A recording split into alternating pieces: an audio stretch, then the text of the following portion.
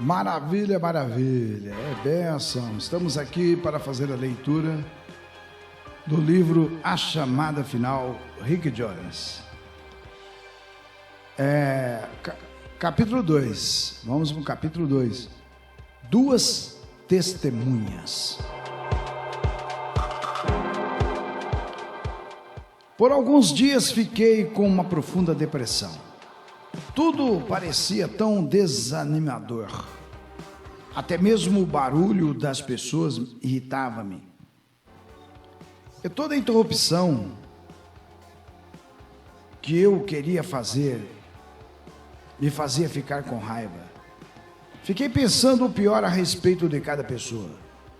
Eu tive que lutar para conter os maus pensamentos que surgiram em mim para com elas. Sentia-me como se tivesse caído até o inferno. E dia a dia parecia que ia nele descendo a uma profundidade cada vez maior. Finalmente clamei ao Senhor, e quase que naquele mesmo instante, achei-me à frente da porta, com sabedoria ao meu lado. Senhor, sinto muito, parece que decaí da tua presença, indo até o inferno. O mundo todo ainda já sob o poder do maligno, respondeu ele.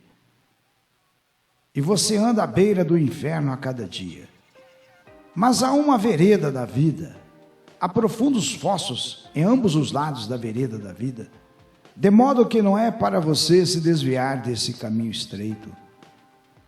Bem, eu caí num desses fossos e não conseguia sair de lá. Ninguém consegue por si mesmo sair desses fossos. E por fazer as coisas a seu modo que você cai nele. E você mesmo não tem como conseguir sair deles. Eu sou o único modo pelo qual dá para sair quando você cair.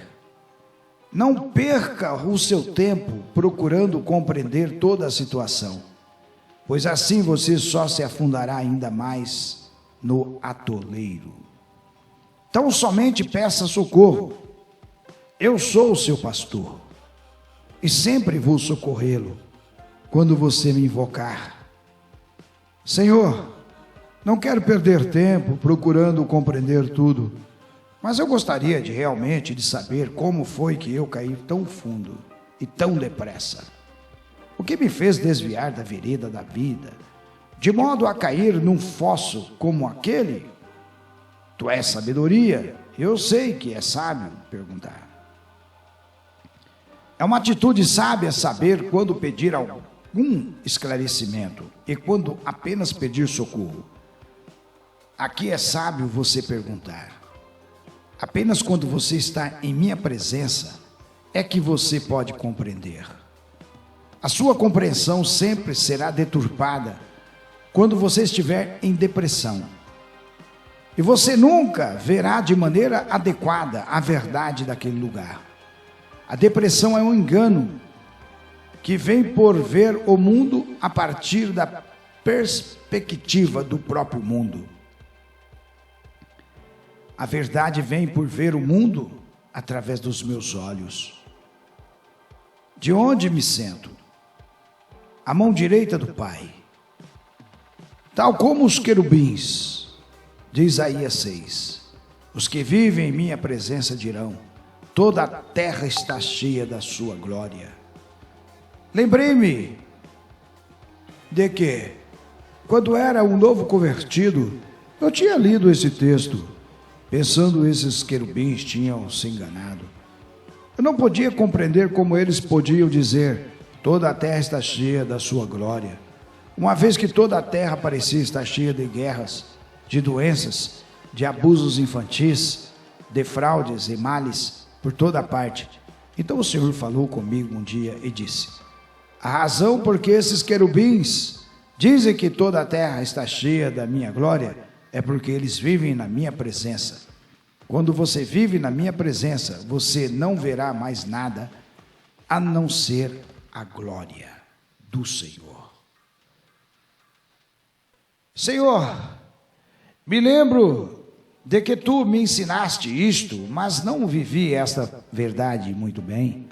Passei muito tempo em minha vida vendo as coisas pelo seu lado mal. Acho que devo ter gasto muito tempo em minha vida sentado num desses fossos ao lado da vereda da vida, em vez de caminhar por ela. É verdade, o Senhor respondeu.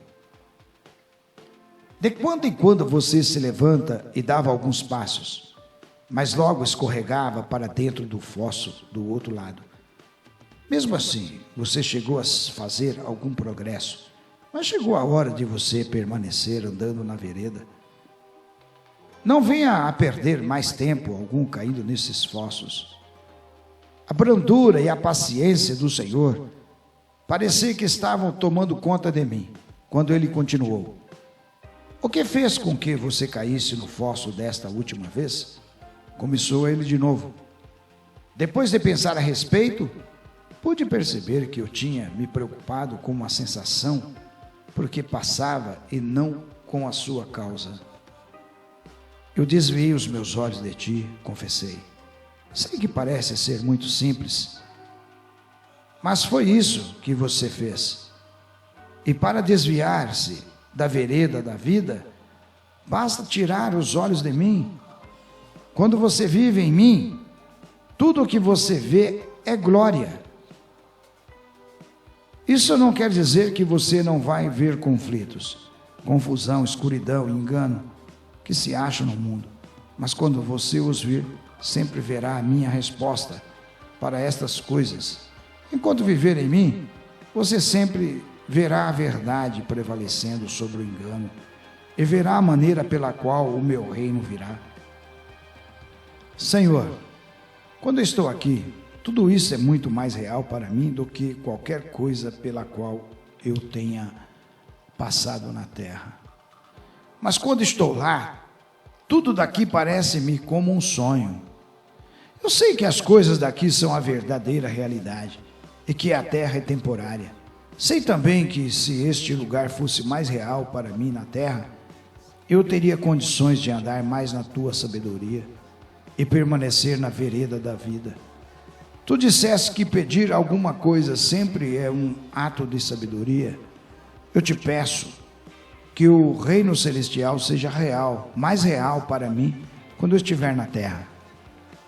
Então terei como andar com maior perfeição em teus caminhos. Peço-te ainda que me ajudes a levar esta realidade a outros. As trevas estão crescendo muito na terra. E poucos são os que têm visão. Peço-te que nos dê mais do teu poder, que vejamos mais da tua glória e que conheçamos o verdadeiro julgamento que vem da tua presença. Quando você passar a viver pelo que vê com os olhos do seu coração, você andará comigo e você verá a minha glória. Os olhos do teu coração são o meio pelo qual você pode ver a dimensão do Espírito. Através dos olhos do seu coração, você pode vir ao meu trono da graça. A qualquer momento, se você vier a mim, eu ficarei mais real para você e também lhe confiarei mais do meu poder. Enquanto ele falava, fui compelido a voltar-me a olhar para as multidões de reis, príncipes, amigos e servos do Senhor que permaneciam no hall do julgamento. A maravilha e a glória, tudo o que acontecia ali era tão grande que eu me satisfaria vivendo ali por todo o sempre. Mais uma vez fiquei pasmado ao passar este lugar. Era apenas o começo do céu, mas mesmo com todas as suas maravilhas, a verdadeira maravilha do céu era a presença do Senhor. Aqui no começo do céu, ele era a sabedoria e era o juiz, o que dá no mesmo. Senhor, perguntei-lhe, aqui tu és sabedoria e juiz, mas como tu és conhecido nas outras esferas do céu? Eu sou sabedoria, eu sou o juiz em todas as esferas, mas eu sou ainda muito mais. Já que você me perguntou, vou mostrar-lhe quem eu sou. Mesmo assim, você apenas começou a conhecer-me como sabedoria e como juiz. No devido tempo, você saberá mais a meu respeito. mas há outras coisas sobre o meu julgamento que você terá de aprender. A primeira testemunha. Os julgamentos de Deus são o primeiro passo para o domínio dos céus.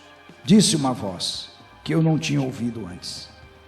Quando o dia do julgamento chegar, o rei será conhecido por todos, e os seus juízos serão compreendidos, então a terra será posta em liberdade. Você pediu que o julgamento do Senhor viesse à sua vida. Agora comece a pedir que ele venha também ao mundo. Voltei-me para ver quem estava falando. Era alguém de grande estatura e de muito brilho, mas um pouco menos do que os outros que eu tinha encontrado no hall do julgamento. Presumi que fosse um anjo, mas então ele disse: eu sou Ló. Você foi escolhido para viver em tempos difíceis, tal como eu. Da mesma forma como Abraão viveu e intercedeu por Sodoma. Faça o mesmo nos tempos em que uma grande perversão é liberada sobre a terra. Homens e mulheres de muita fé também surgirão. Assim como Abraão, você tem de usar a sua fé para interceder pelos ímpios, e tem também de testemunhar o julgamento de Deus que está vindo sobre a terra. O Senhor não poderá suportar a crescente malignidade da raça humana por muito mais tempo. Eu me silenciei e muitos perceberam. Não seja como eu fui. Não fique sem falar. Diga-me mais uma coisa. Como é que devo adverti-los? Perguntei. Eu pensava que os estava advertindo simplesmente por ser diferente. Mas ser diferente não basta. O poder do Espírito Santo para convencer do pecado é liberado através da palavra falada. O que o Senhor fez com Sodoma foi feito como um exemplo, para que os outros não tivessem que ser destruídos deste modo. Você pode advertir os que estão caminhando para a destruição, contando-lhes a minha história. Agora, muitas cidades cujas iniquidades o Senhor não vai tolerar por muito tempo. Se os que conhecem o Senhor não surgirem, acontecerá em breve com muitas outras cidades o que aconteceu com Sodoma. O dia do julgamento está próximo, continuou ele. Toda a criação então conhecerá a sabedoria do julgamento do Senhor. Mas você precisa esperar por esse dia. Você deve buscar o julgamento dele a cada dia e torná-los conhecidos na terra. Se o povo de Deus andar nos julgamentos do Senhor, muitos na terra tomarão conhecimento antes do grande dia do juízo. Desse modo, muitos mais serão salvos. É o desejo do Senhor que ninguém se perca, e que ninguém do seu povo sofra perda naquele dia. As pessoas na terra estão cegas. Elas não verão nada. Se você apenas procurar ser uma testemunha, a mensagem do julgamento tem que sair com palavras. O Espírito Santo unge as palavras, mas as palavras têm que ser ditas para que ele as possa ungir. A retidão e a justiça são o fundamento do trono do Senhor. O seu povo chegou a conhecer alguma coisa a respeito da retidão do Senhor, mas poucos conhecem a sua justiça. O seu trono permanecerá na casa do Senhor, e portanto o julgamento terá que começar pela sua própria casa. Viva segundo a verdade que você aprendeu aqui, continuou, e ensine-a. O julgamento do Senhor está próximo. Se o povo de Deus andar conforme os juízos do Senhor, antes do dia do julgamento, então esse dia lhe será um dia glorioso. Mas se o povo não viver segundo os juízos dele, passará também pela dor que o mundo está prestes a passar. Seus juízos não seriam verdadeiros se não fossem iguais para todos. Por seu intermédio e por outros, ele vai pedir que as pessoas julguem-se a si mesmas, para que não venham a ser julgadas. E assim vocês deverão agir perante o mundo. Ló me fez olhar para a porta que estava à minha frente. e ela ainda parecia estar escura e não convidativa, tal como as doutrinas do julgamento de Deus. Foi o que pensei. A glória do Senhor nos cercava, tornava ainda mais desanimadora. Mesmo assim, agora eu sabia quão glorioso o julgamento do Senhor realmente é. Vim também a compreender que quase toda porta pela qual o Senhor nos leva, o princípio não parece ser convidativa, mas depois torna-se gloriosa. A impressão que dá é que quanto menos atraente a porta parece ser, mais gloriosa vai ser do outro lado. Apenas e para passar pelas portas do Senhor é necessário ter fé, mas elas sempre nos levam a uma glória maior. Ló pegou o fio da meada do meu pensamento, como eu já sabia. Aqui neste lugar os pensamentos são transmitidos para todos. Através desta porta, você experimentará mais da glória do Senhor. Sua glória não é apenas um brilho que você vê ao redor dele, ou que você vê neste lugar, nem apenas os sentimentos que você tem enquanto vive nele.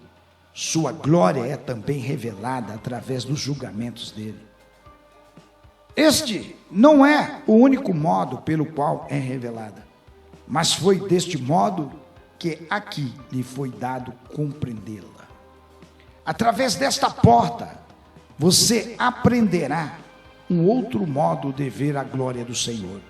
É vendo a glória que o povo de Deus se mortificará. E o Senhor está presente. E o Senhor está prestes a mostrar ao seu povo a sua glória. Quando eles a virem, eles se rejubilarão em todos os caminhos do Senhor, até mesmo em seus juízos, em seus julgamentos. Maravilha, maravilha!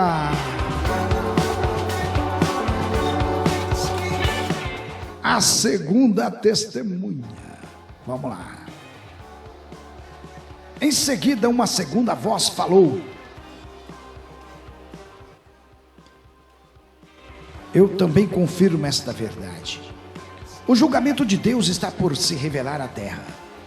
Mesmo assim, a misericórdia triunfa sobre o julgamento.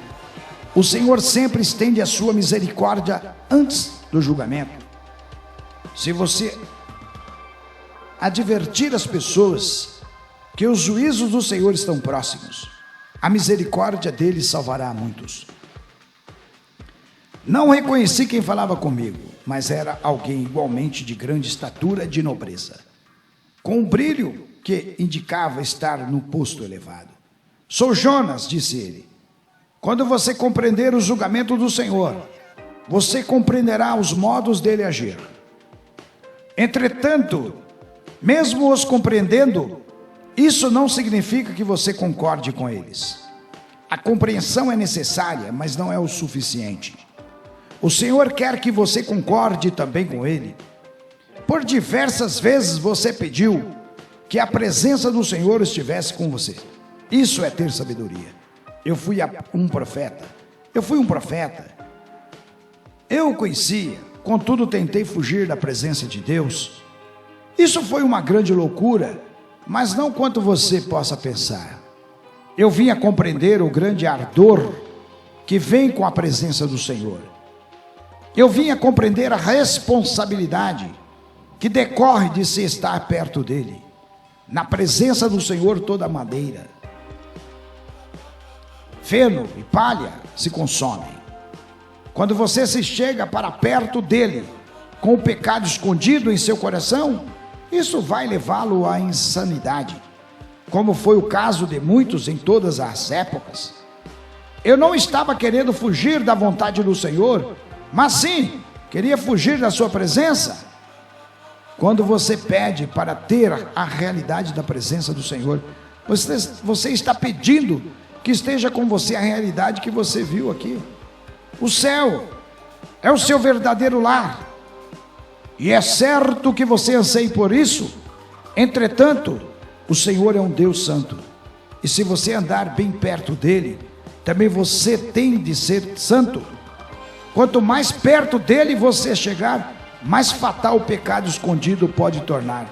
Compreendo, repliquei. É por isso que pedi os julgamentos do Senhor na minha vida. Agora tenho que lhe fazer uma pergunta. Continuou Jonas, que é a seguinte: você vai buscar o Senhor? Você quer ir até ele? Com certeza, respondi. Desejo a presença dele mais do que tudo. Não há nada mais grandioso do que estar na presença do Senhor. Sei que muitos dos meus motivos para estar com ele são egoístas, mas estar com ele me ajuda a libertar-me daquele meu egoísmo. Eu quero de fato estar com ele, quero ir até ele. Será verdade? Prosseguiu Jonas. Até agora você tem sido mais tolo do que eu fui. Você pode vir com ousadia até o trono da graça do Senhor, a qualquer tempo e por qualquer necessidade, mas raramente você vem. Ansiar pela presença dele não é suficiente. Você tem de ir até ele. E se você chegar a ele, ele chegará a você. Por que você não vai então até ele? Você sempre está tão perto dele quanto você quer estar. Muitos chegam a conhecer e a seguir os caminhos do Senhor, mas não vão até ele. Nos tempos em que vocês estão entrando, nos tempos em que vocês em breve entrarão, eles deixarão os caminhos do Senhor porque não vieram até ele. Você riu da minha loucura, que foi grande, mas a sua ainda é maior do que a minha. Entretanto, eu não rio da sua loucura, eu choro por você. O seu Salvador chora por você. Ele intercede por você continuamente. Quando ele chora, todo o céu chora. Eu choro porque sei o quão nécio o povo de Deus é. Por você ser tal como eu conheço muito bem.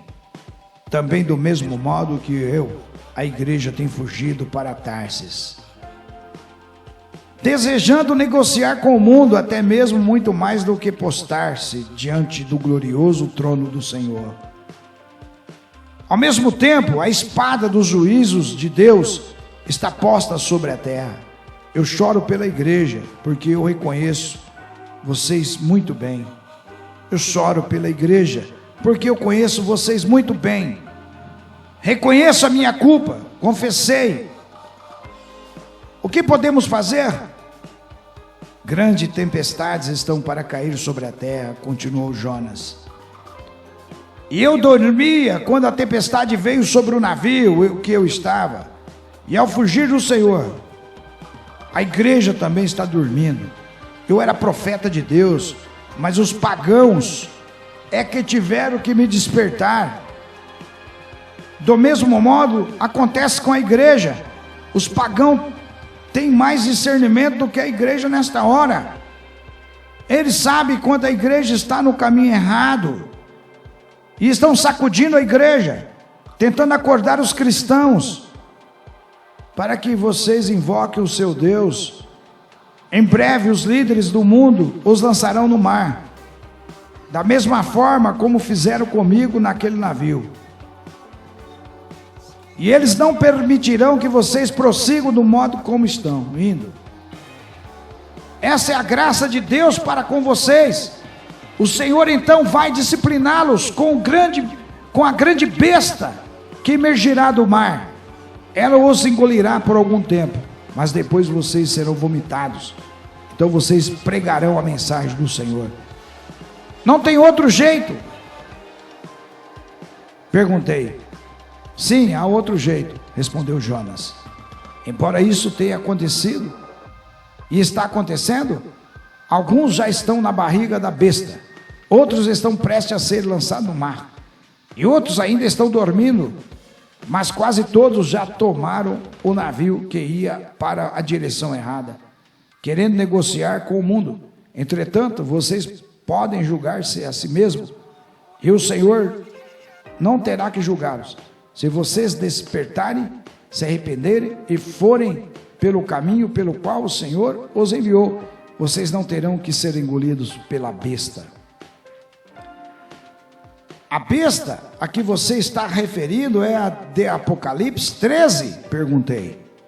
É ela? Como você pode ler este capítulo? Foi dado a esta besta que pelejasse contra os santos e o vencesse. Isso acontecerá com todos os que não se arrependerem. Mas saiba que os que forem vencidos por esta primeira besta serão vomitados por ela antes que a besta seguinte apresente-se. Aquela emergirá da terra. Mesmo assim, será muito mais fácil vocês se arrependerem. É bem melhor não ser engolido pela besta. Jonas explicou ainda.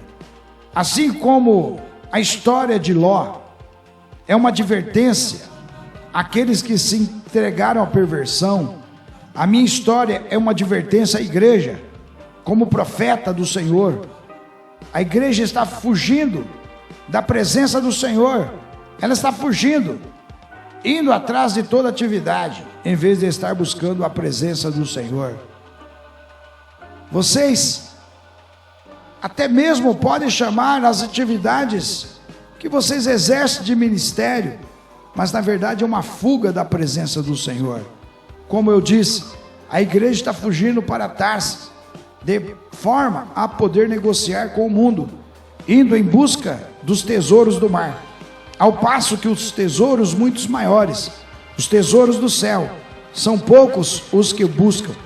O pecado de querer negociar com o mundo tem enredado a igreja, do mesmo modo como eu fiquei todo enredado na barriga da besta com ervas daninhas que envolviam a minha cabeça.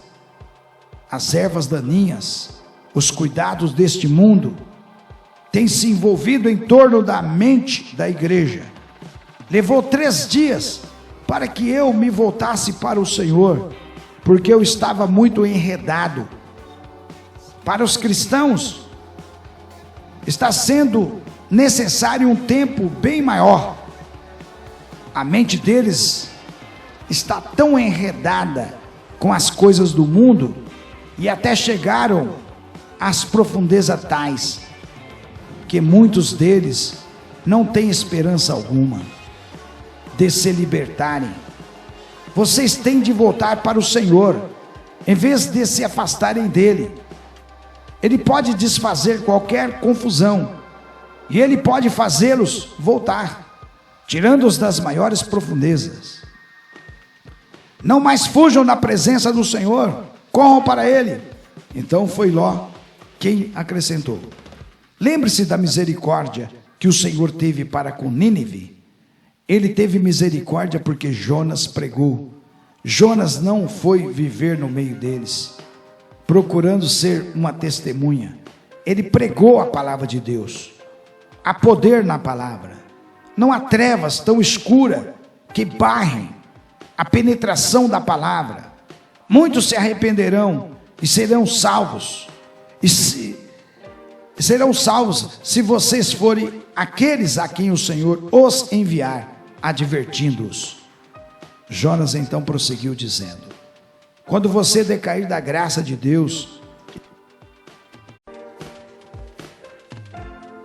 e for enredado pelo pecado, é difícil para você ir até o Senhor.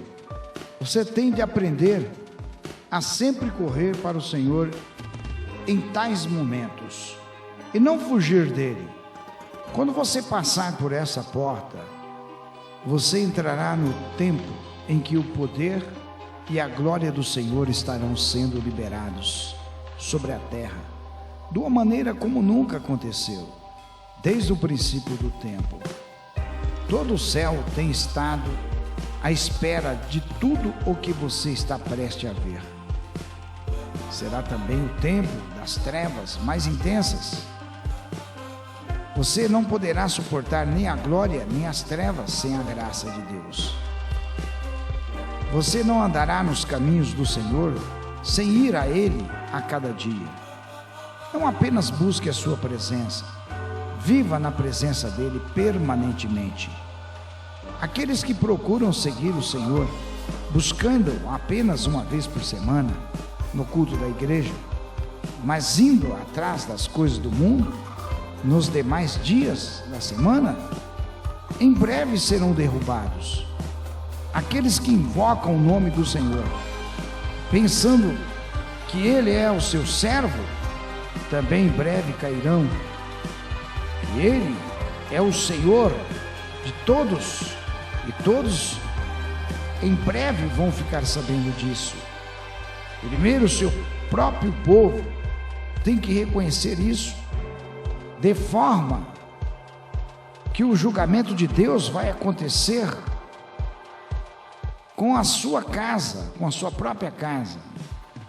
Continuou ele falando ainda: é uma presunção invocar o Senhor somente quando você quer alguma coisa. Você deveria invocá-lo para pedir-lhe o que ele quer, e não o que você quer. Muitos dos que têm alguma fé também têm muita presunção. A linha entre essas duas situações é muito fina. Quando os julgamentos de Deus vierem sobre a sua casa, o seu povo saberá qual é a diferença entre a fé e a presunção. Aquele que tentarem fazer a obra do Senhor sem Ele, não conseguirão. Muitos têm fé no Senhor, mas somente o conhecem à distância. Estes são os que fazem grandes obras em nome de Jesus, mas o Senhor não os conhece. Os que conhecem de longe, em breve se lamentarão de sua loucura. Deus não existe por causa da sua casa. A sua casa é que existe para Ele. Com toda a sua paciência, o Senhor tem esperado do lado de fora de sua própria casa, batendo a porta, chamando, mas bem poucos têm aberto a porta para Ele entrar. Os que, ouvindo a voz do Senhor, abrirem a porta, sentar-se-ão com Ele à sua mesa. Também se sentarão com Ele no seu trono, e verão o mundo da forma como Ele o vê. A presunção não poderá sentar-se com Ele à mesa, nem o seu trono. A presunção é o orgulho que causou a primeira queda, e todas as trevas e todo o mal que está para ser colhido e sobre a terra veio por causa dela. Quando Satanás viu a glória de Deus, ele entrou pelo beco da presunção. Satanás vivia na presença de Deus e mesmo assim desviou-se dele. Este é o maior perigo para aqueles que veem a glória de Deus e que conhecem a sua presença. E não se torne presunçosos pelo que você viu. Nunca se torne orgulhoso por causa das suas visões. Se você assim agir, isso fatalmente o levará a cair. Julgamento misericordioso.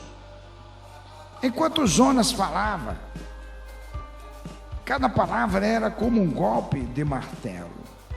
Eu estava horrorizado diante do meu pecado.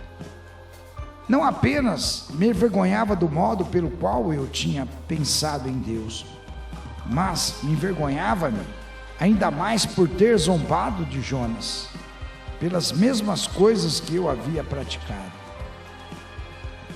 Muito embora desesperadamente eu me esforçasse para permanecer em pé, meus joelhos não conseguiam sustentar-me mais e caí.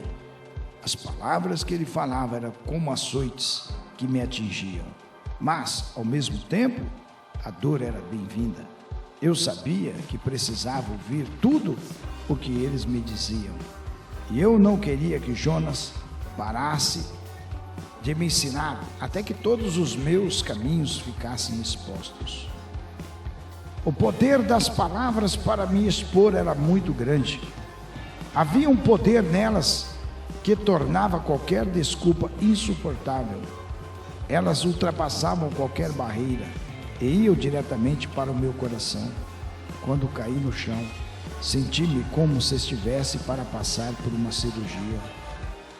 Então o Ló interveio dizendo: muitos crentes tornaram a cair na presença do Senhor. Algo frívolo e sem significado. Mas a igreja está prestes a cair sobre o mesmo poder que acaba de derrubá-lo. A convicção. Se você cair quando não puder levantar-se, então a sua queda resultará em que você se levantará pela verdade. Eu ainda queria mover-me. Não queria fazer nada até que assimilasse totalmente o que Jonas tinha dito. Não queria ter a convicção de prosseguir até que toda a obra necessária fosse feita. Eles demonstraram entender o que passava comigo, uma vez que houve silêncio por algum tempo, mas depois Ló continuou. Jonas teve a unção para a pregação, como ninguém mais, mesmo não fazendo milagres ou sinais. Quando ele pregou, uma das cidades mais ímpias de toda a história arrependeu-se. Se Jonas tivesse pregado em Sodoma, aquela cidade teria permanecido até hoje, até o dia de hoje. O poder da pregação de Jonas é um sinal. Quando ele despertou-se e foi vomitado da besta, ele ficou com este poder. É o poder da pregação que será dado à igreja dos últimos dias. É o poder do convencimento do pecado que o Senhor está para dar à sua igreja. Quando ela for vomitada da besta que a tragou, até mesmo aos mais ímpios, dará ouvidos à palavra dela. Este é o sinal de Jonas, que será dado à igreja. As palavras daqueles que passarem por esse julgamento terão poder. Eu estava ainda impressionado. Mesmo assim, tinha decidido correr ao Senhor e não fugir dele, de modo dirigir o meu olhar diretamente para a sabedoria. O Senhor, eu também poderei cair no que está por vir. Sou culpado de todas estas coisas. Tenho visto tanto a tua glória, mas ainda caio nas armadilhas e nos desvios que me impedem de aproximar de ti. Ajuda-me nesse sentido. Desesperadamente preciso da tua sabedoria, mas careço também da tua misericórdia. Dá-nos da tua misericórdia, ajuda-nos, antes que o juízo que merecemos venha sobre nós. Peço-te pela misericórdia da cruz. Você terá misericórdia. Sabedoria respondeu, porque você pediu por ela. Vou lhe dar mais tempo. A minha misericórdia para com você é o tempo que lhe dou. Faça uso desse tempo com sabedoria, pois o tempo é curto. Aproxima-se a hora em que não poderei mais retardar. Cada dia que o meu juízo é retardado, é por causa da minha misericórdia. Tenha esta visão. Use o tempo sabiamente. Sempre a minha preferência é pela misericórdia, não pelo juízo. Mas sim, está próximo. As trevas estão crescendo e o tempo da grande tribulação em breve estará sobre vocês. Se vocês não fizerem uso do tempo que lhes dou, a tribulação lhe virão e os acometerão. Se vocês usarem este tempo que lhes dou com sabedoria, vocês vencerão e prevalecerão. Há uma característica que tem marcado todos os vencedores em todas as épocas. Eles não desperdiçam seu tempo. Sabedoria disse-me ainda: pela minha misericórdia estou dando-lhe esta advertência. Advirta o meu povo de que pela minha misericórdia não mais os deixarei. Ficarem contando com a minha misericórdia. Pela minha misericórdia, a minha disciplina estará sobre eles. Admoestos, no sentido que não endureçam o coração, para que se arrependam e se voltem para mim. É verdade que vocês também poderão decair. Então o amor de vocês esfriará, e vocês até mesmo me negarão, se não se negarem a si mesmo, tomando a sua cruz a cada dia. Aqueles que quiserem salvar a sua vida, a perderão, mas aqueles que perderem por minha causa, encontrarão a vida verdadeira.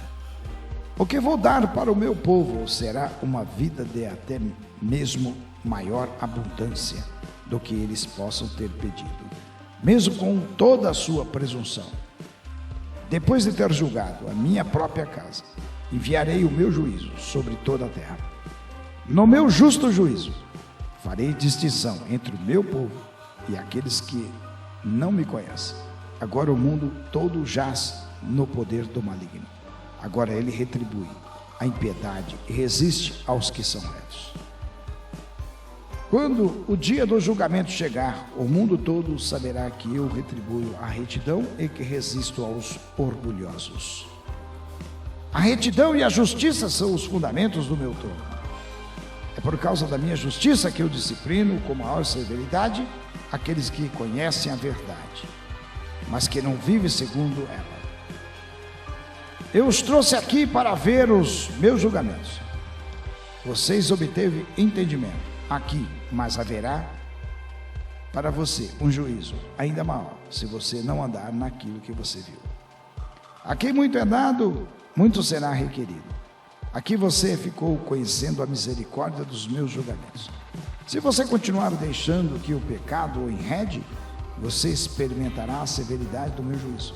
Muitos dos que são parte do meu povo ainda têm prazer no pecado. Os que têm prazer no pecado e no seu próprio conforto e prosperidade, mais do que em mim, em breve conhecerão a minha severidade. Esses não permanecerão em pé nos tempos que virão. Disse ainda o Senhor: vou ser severo diante dos orgulhosos, e usarei de misericórdia para com os humildes. O que mais tem feito desviar o meu povo tem sido não a dificuldades, mas a prosperidade. Se o meu povo me buscasse nos tempos de prosperidade, eu poderia confiar-lhes ainda mais da riqueza do meu reino. O meu desejo é que vocês tenham abundância de todo tipo de boas obras. Quero que a generosidade de vocês seja superabundante. O meu povo prosperará em riquezas terrenas nos tempos que estão à frente, até mesmo nos tempos de crise, mas as riquezas virão de mim, e não do príncipe desta presente era maligna.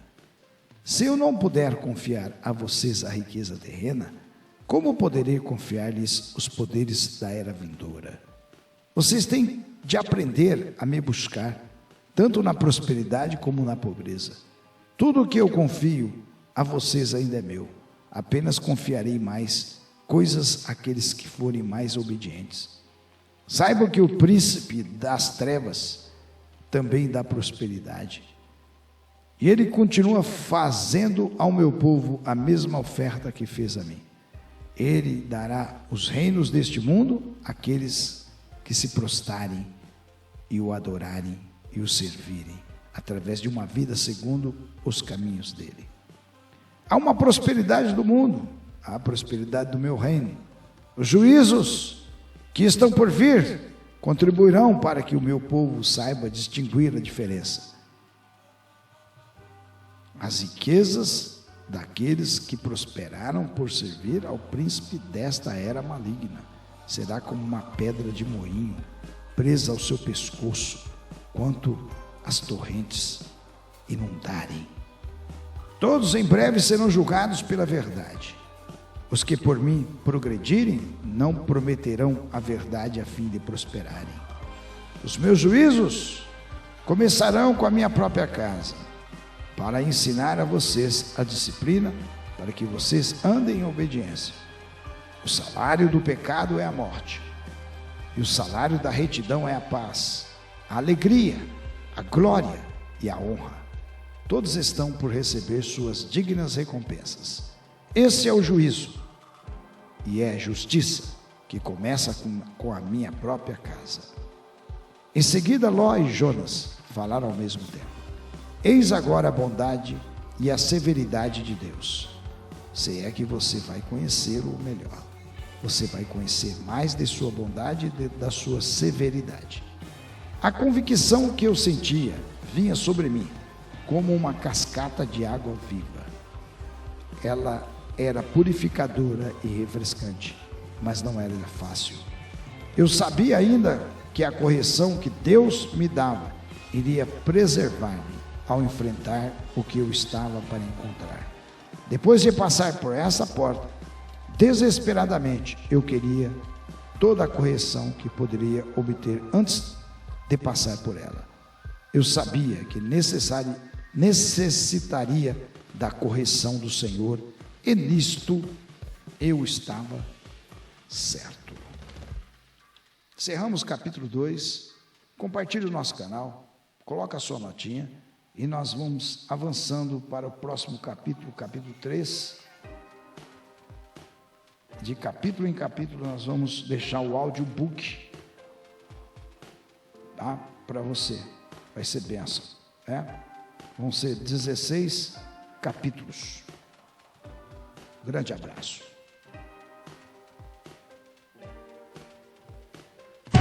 Igreja Vidas Transformadas. Um novo tempo, uma nova história. Deus tem para você.